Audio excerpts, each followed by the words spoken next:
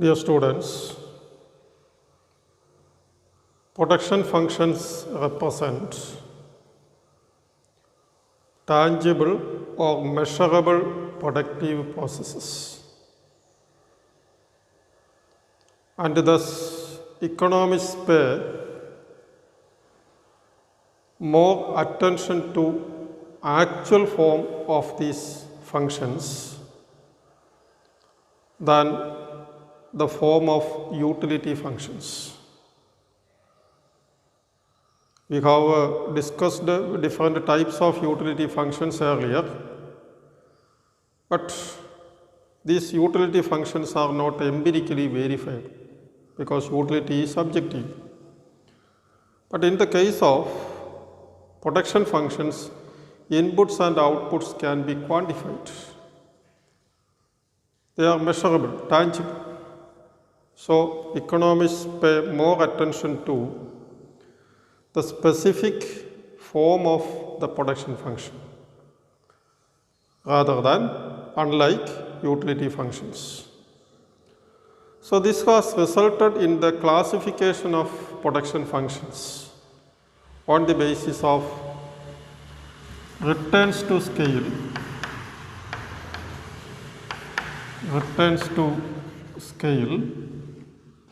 classification of production functions on the basis of returns to scale, substitution possibilities,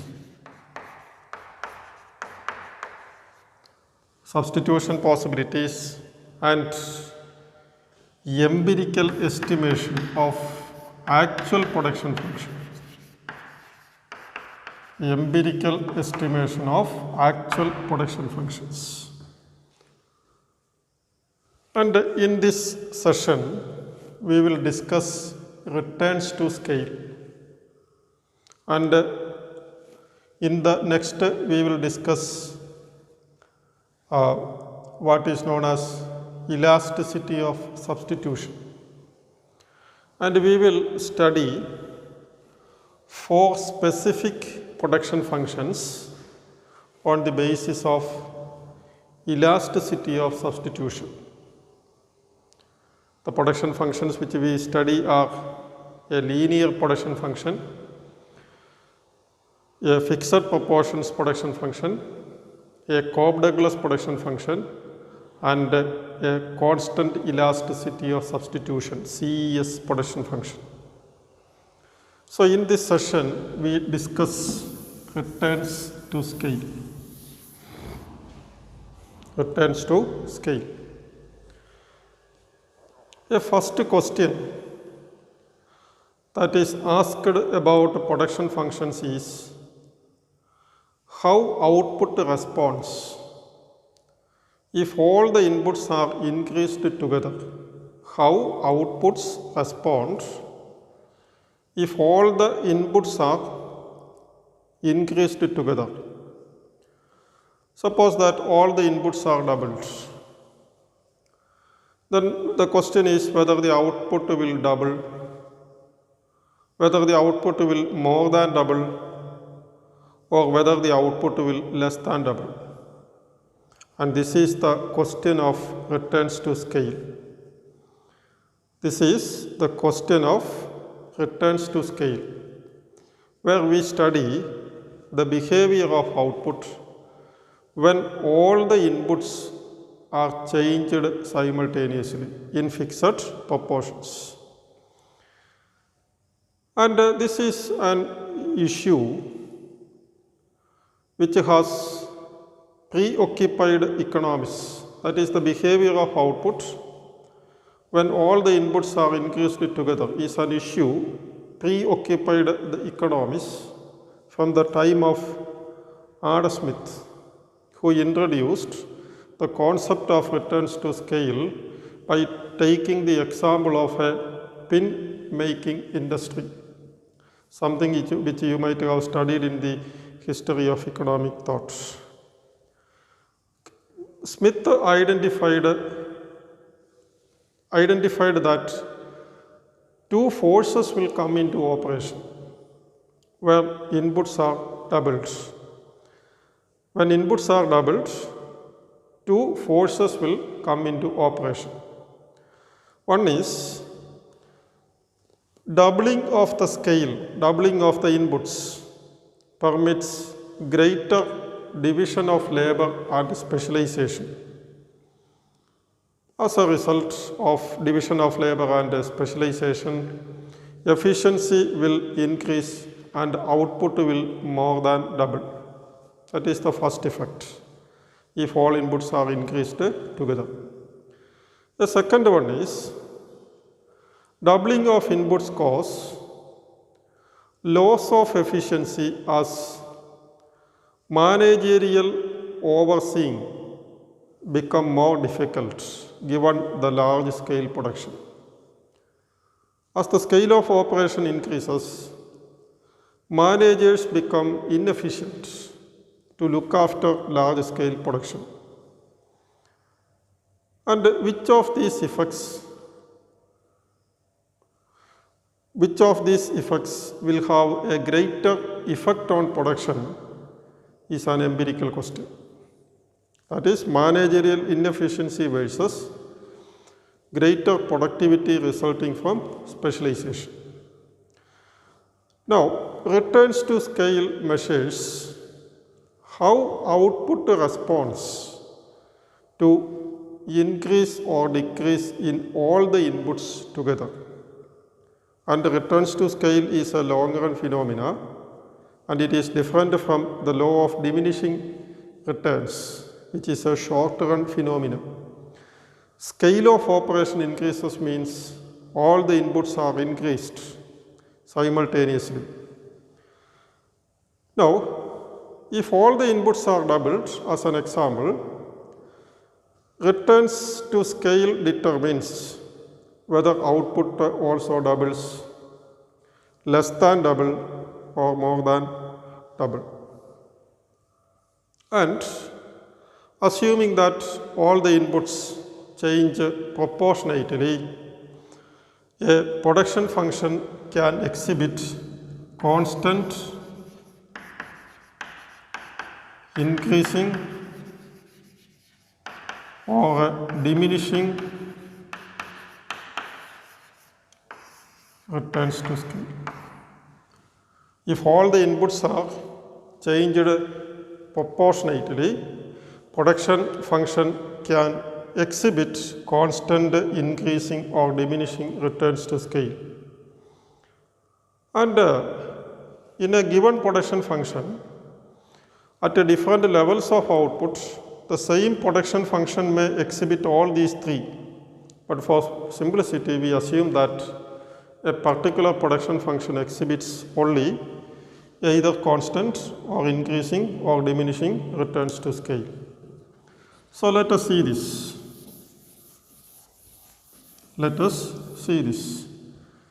Now,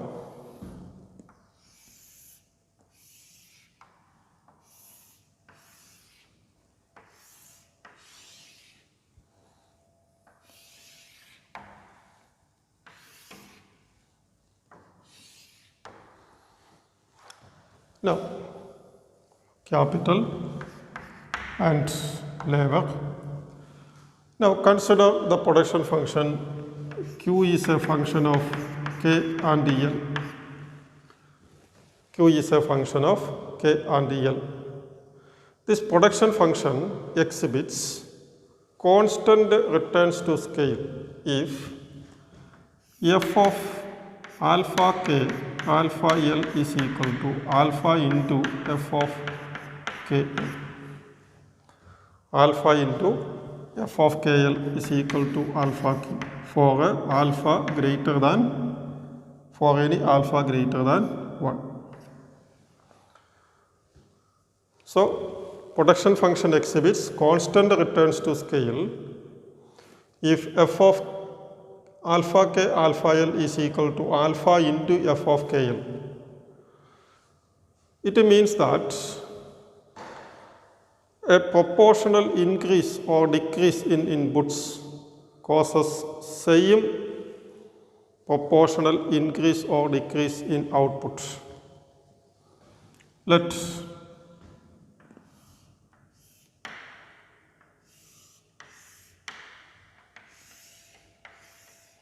2, 4, 6, 5, 10, 15. 5, 10, 15, 10, 20, 40, 20, 40, 20, 30, 10, 20, 30, isochords. Now suppose that initially 5L and 2K produced 10 units.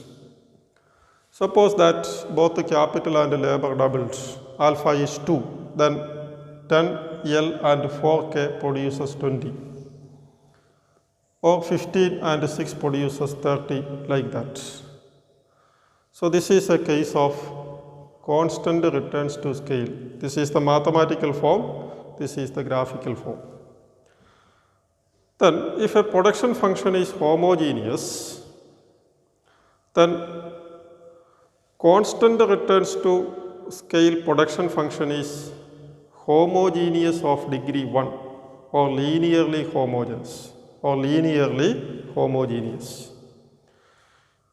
That is something which we will discuss later. If a production function is homogeneous, then for a constant returns to scale production function, a constant returns to scale production function is homogeneous of degree 1 or linearly homogeneous in all inputs. And isochords are radial blow-ups and equally spaced as output expands. That is constant returns to scale. Now what is decreasing returns to scale? Decreasing returns to scale exists if output is increased proportionally less than all inputs. That is, proportionally less than all inputs. That is, f of alpha k alpha l less than alpha into f of kl is equal to less than alpha q for all alpha greater than 1. Alpha q, that is, proportional increase in inputs results in proportionally less than increase in inputs. That is, f of alpha k alpha l is less than alpha into q. To explain this, let me extend this.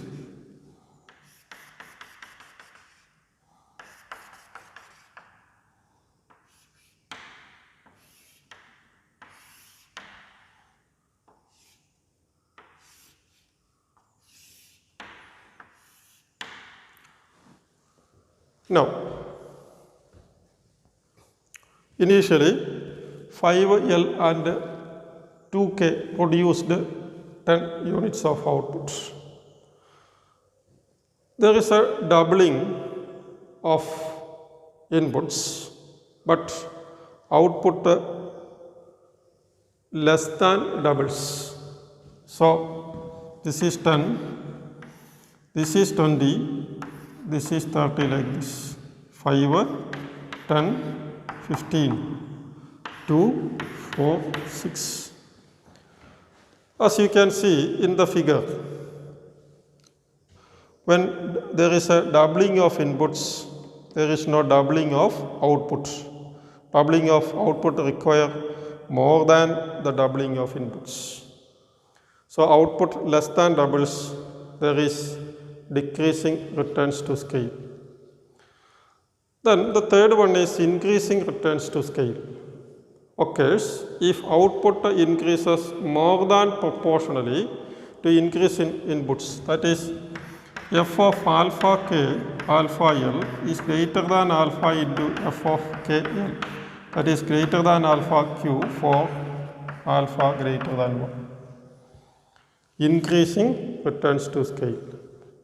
That means output more than doubles, 10, 20, 30. So 5, 10, 2, 4, 6 like that. So a doubling of inputs is not required for doubling of output from 10 to 20.